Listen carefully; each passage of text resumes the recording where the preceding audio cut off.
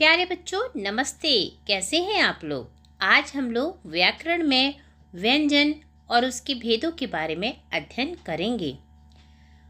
Learning outcome इस प्रकार से है। बच्चे व्यंजन की परिभाषा बता लेते हैं।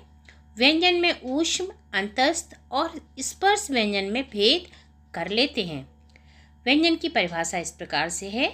जिन वर्णों का उच्चारण करते समय स्वरों की सहायता लेनी पड़ती है वे वर्ण व्यंजन कहलाते हैं, अर्थात व्यंजन के लिए स्वरों की आवश्यकता पड़ती है। व्यंजन के भेद।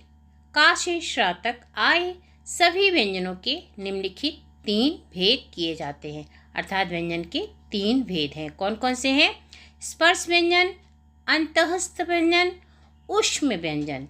तो ये 3 भेद हैं। स्पर्श व्यंजन जिन वर्णों के उच्चारण के समय श्वास वायु उच्चारण स्थान विशेष को स्पर्श करती हुई बाहर निकलती है उन्हें स्पर्श व्यंजन कहते हैं।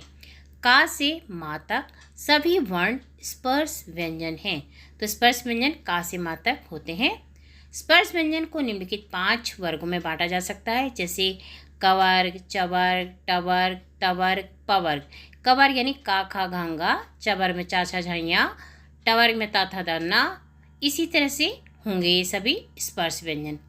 अगला हमारा है अंतःस्थ व्यंजन। ये व्यंजन स्वरों और व्यंजनों के बीच में अंतः स्थित हैं, अर्थात ना तो ये पूरी तरह से स्वर हैं ना पूरी तरह से व्यंजन है, अतः इन्हें अंतःस्थ व्यंजन कहते हैं। ये केवल 4 हैं, या, रा, ला, वा। हमारा अगला है ऊष्म व्यंजन। जिन व्यंजनों का उच्चारण करते समय हवा मुंह से टकराकर गर्मी पैदा करती है उन्हें ऊष्म व्यंजन कहते हैं। ऊष्म मतलब गर्मी। ये होते हैं 4, श, श, स, ह।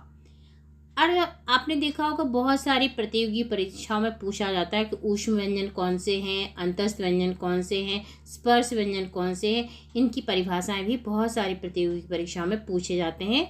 तो इनको हमें बहुत अच्छे से समझना होगा कि ऊष्म व्यंजन 4 होते हैं, अंतःस्थ व्यंजन 4 होते हैं, का से मा तक जो होते हैं हमारे स्पर्श व्यंजन होते हैं।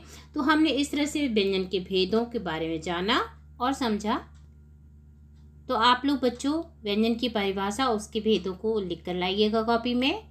थैंक यू, धन्यवाद। याद करके रखिएगा।